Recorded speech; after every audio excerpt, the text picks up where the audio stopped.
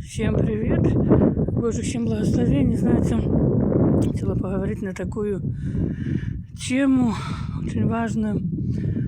Знаете, вчера услышала от одного человека такой момент, что по поводу зависимости алкоголя.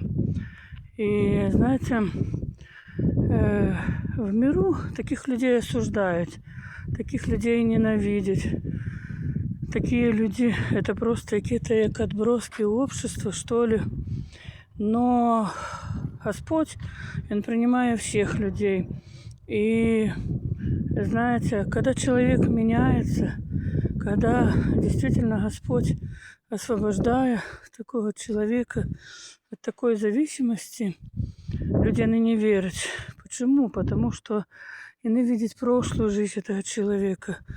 И они видят то, что человек делал раньше.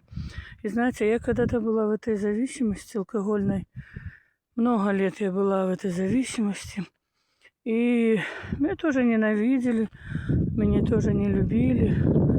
Со мной тоже обращались как действительно с алкашом каким-то. Человеком, который ничего не значит в этой жизни. И знаете, когда я пришла в церковь, и обратилась к Богу, и меня Бог освободил от этой зависимости. Меня Бог освободил от курения. Меня много чего Бог освободил.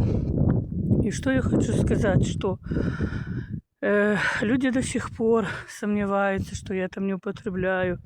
Люди до сих пор как бы предлагают. Но, знаете, то, что Господь сделал в моей жизни, это на самом деле чудо, потому что, знаете, когда человек не верит, Бог им идет навстречу, Бог им освобождает, и насколько важно ценить то, что Господь делает.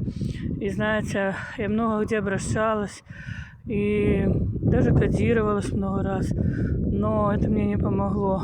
Мне помог действительно Господь. И я благодарна церкви, благодарна Господу за то, что за меня действительно в церкви пастыря молились, служителя молились, чтобы действительно Господь освободил. И знаете, когда ты свободный от этой зависимости, ты чувствуешь себя просто человеком, просто радость такая, ты видишь все вокруг, но когда ты находишься в алкоголе, то ты не замечаешь, у тебя дни сырые, дни один як один, но когда действительно приходит вот эта свобода, ты видишь и замечаешь все вокруг, что тебя окружает. Поэтому я благодарна за все нашему Господу. Аминь.